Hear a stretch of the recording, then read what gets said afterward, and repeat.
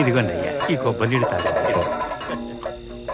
చెప్పాలంటే అయ్యగారు, మీరు ఇలా గుడికి వచ్చినందుకు మా అందరికి చాలా సంతోషంగా ఉంది. మా బంధువునింటికి వచ్చాను. కథాకళి అంటే నాకు ప్రాణం. ఎలాగూ వచ్చాం కదా, చూద్దామని వచ్చాను.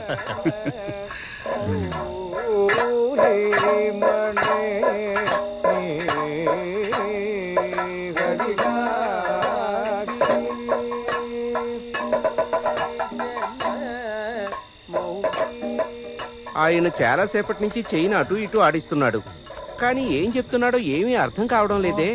ఒరే కిట్టు, ఆయన చెప్పేది కీచకుడు పాంచాలి గురించే. వాళ్ళ మధ్య ఏం జరుగుతుందో నటనతో చెబుతున్నారు. ఇలా తిప్పుకుంటూ చెప్పాలా? దానికి మరీ అంతలా తిప్పుకోవాలా? మిమ్మల్ని తీసుకుని కథాకలికొచ్చాను చూడు, నన్ను నేనే అనుకోవాలి.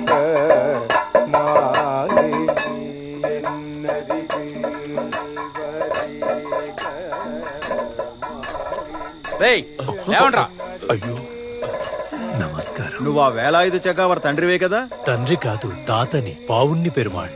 ఏంటి, తక్కువ జాతి వాళ్ళు కథాకళి చూడకూడదని చట్టం ఉందని తెలీదా? అయ్యో, క్షమించండి అయ్యగారు. అయినా మేం గుడి బయట నుండే కదా చూస్తున్నాం. తప్పైతే మమ్మల్ని క్షమించండి, మేం వెళ్ళిపోతాం. అలా ఊరికే వెళ్ళనివ్వం. మరి ఇప్పటిదాకా చూసిన దానికి పరిహారమో? ఇలాంటి వాడిని కొట్టి చంపేయాలి.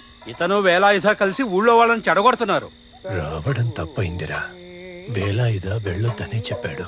ఎంత పొగరగా నిలబడ్డాడు చూడు.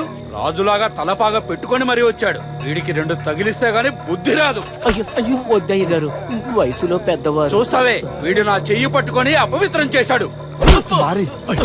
విప్పర బట్టలు ముందు వీడు వేసుకున్న బట్టల్ని తగలబెట్టండి. తీ తలపాగా. తీరా.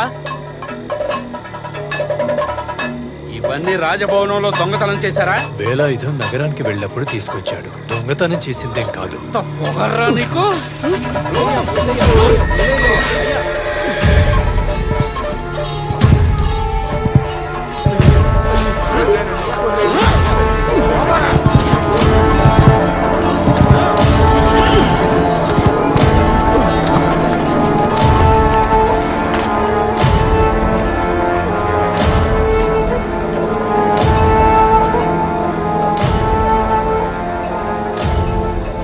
మా తాతను చంపాలని చూసింది. ధైర్యం ఉంటే ముందుకు రండి. ప్రదర్శన ఆపి అందరూ ఇటు రండి. ఇక్కడ ఒకడు మన ఊరు పరువు తీయాలని చూస్తున్నాడు. త్వరగా రండి.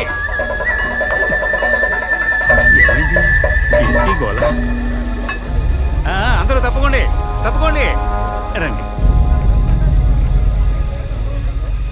ఏంటి వేలాయుధం, నువ్వు ఎక్కడికి వచ్చినా గొడవలు తప్పవా? వీడిని చూసే ఇక్కడ ఎవరికి భయం లేకుండా పోయింది.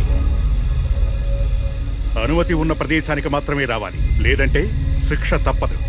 చెప్పింది అర్థమవుతోందా నీకు? బాగా అర్థమైంది. అనుమతి ఉన్న ప్రదేశానికే మేము వచ్చాం. ఏమిటా ధిక్కారం? ధిక్కరించి మాట్లాడట్లేదు.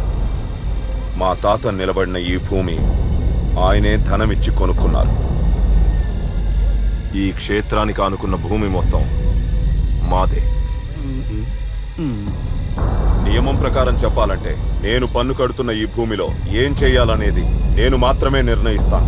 తక్కువ జాతి వాళ్ళు కథాకళి చూడటం కానీ నేర్చుకోవడం కానీ చేయకూడదన్న చట్టం గురించి నేను మాట్లాడుతున్నాను. ఈ గోడ మీద కూర్చొని పిల్లి కుక్క కథకళి చూడొచ్చు, కానీ కొంతమంది మనుషులు మాత్రం చూడకూడదా? సరే, ఈ క్షేత్రానికి సంబంధించిన వాళ్ళని ఒక విషయం అడుగుతాను. అప్పకూరుపై గారు, ఈ కూలిపోయిన గోడను ఇంకా ఎందుకు కట్టించలేదు? దానికోసం చాలా డబ్బులు అవుతాయి. అందుకోసం ముందుకు ఎవరు రావటం లేదు, కనుకే కట్టలేకపోయారు. అలా అయితే నేను దీన్ని పడగొట్టి కొత్త గోడ కట్టిస్తాను. నా విరాళం అనుకోండి.